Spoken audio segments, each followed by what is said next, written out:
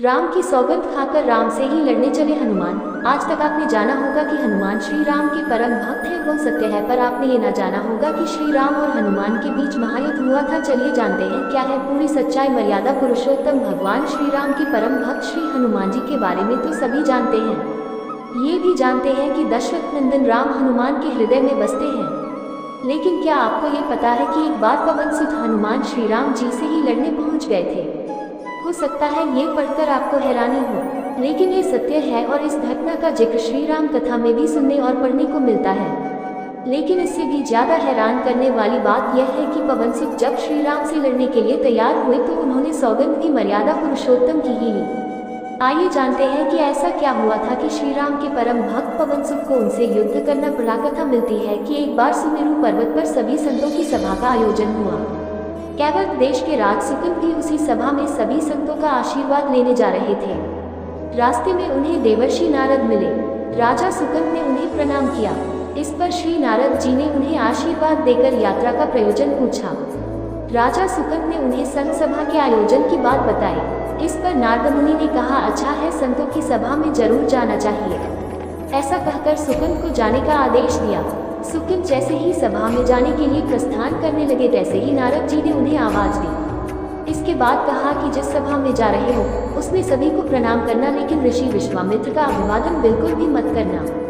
इस पर सुकंद ने पूछा कि यह तो उचित नहीं है। तब श्री नारद जी ने कहा कि तुम भी राजा हो, वह भी पहले राजा ही थे, अब संत हो गए हैं, मत करना प्रणाम। राजा सुकंद ने किया भी ठीक वैसा ही। सभा के समाप्त होते ही विश्वामित्र जी श्री राम से मिलने पहुंचे।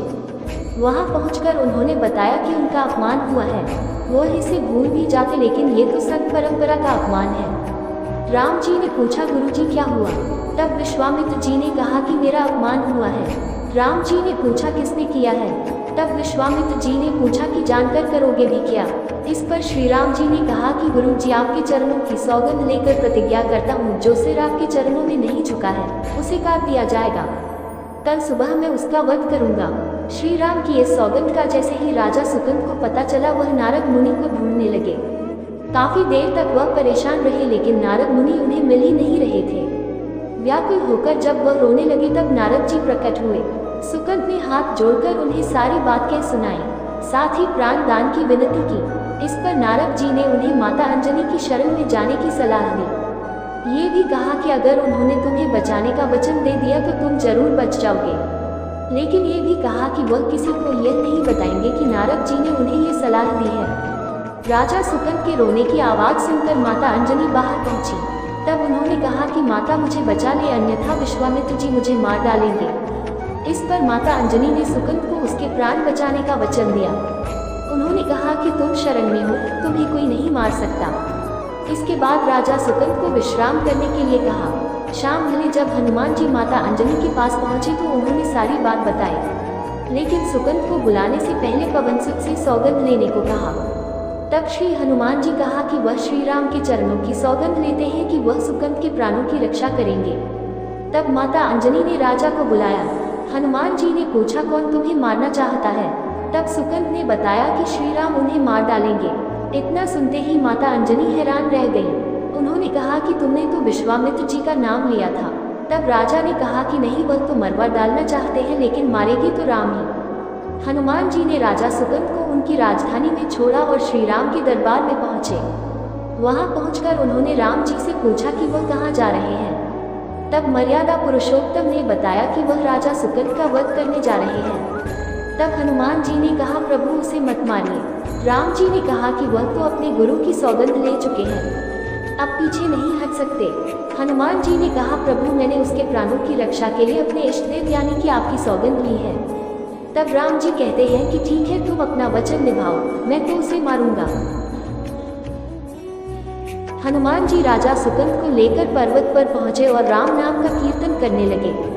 उधर राम जी राजा सुकंद को मारने के लिए उनकी राजधानी पहुंचे, लेकिन वह नहीं मिले तो वह उन्हें ढूंढते हुए पर्वत पर पहुंचे। वहां हनुमान राम मंत्र का जप कर रहे थे। राम जी को देखते ही सुकंद डर गए। उन्होंने कहा कि अब तो राम जी उसे मार ही डालेंगे। वो बार बार हनुमान जी पूछता कि बच जाएंगे हम। तब उन्होंने कहा कि राम मंत्र का जप करते रहो और निश्चिंत रहो, भगवान नाम पर पूरा भरोसा रखो। लेकिन वो काफी डरे हुए थे, तो हनुमान जी ने सुकंद को राम नाम मंत्र के घेरे में बिठा दिया। इसके बाद राम नाम जपने लगे। राम जी ने राजा सुकंद को देखकर जब बाण चलाना शुरू किया तो वह राम नाम के मंत्र के आगे विफल हो जाते।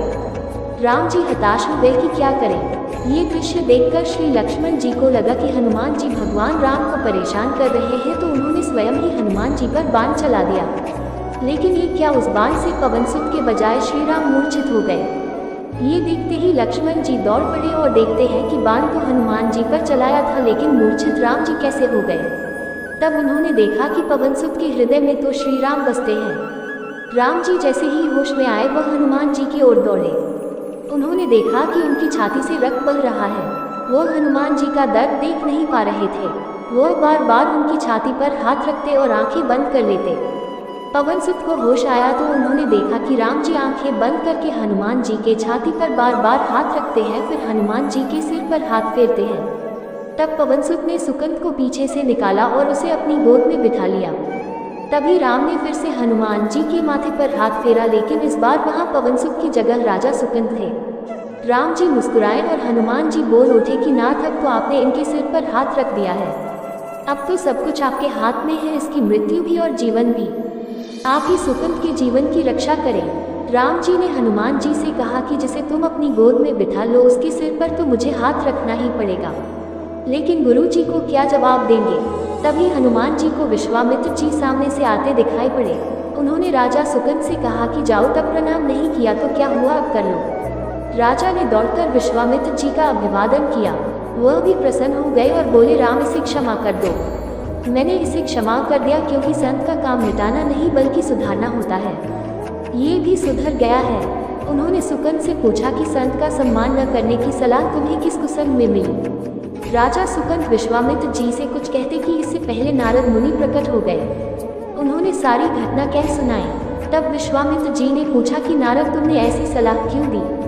तब नारद जी ने कहा कि अक्सर ही लोग मुझसे पूछते थे कि राम बड़े या राम का नाम बड़ा, तो मैंने सोचा कि क्यों न कोई लीला हो जाए कि लोग अपने आप ही समझ लें कि भगवान से अधिक भगवान के नाम की महिमा है।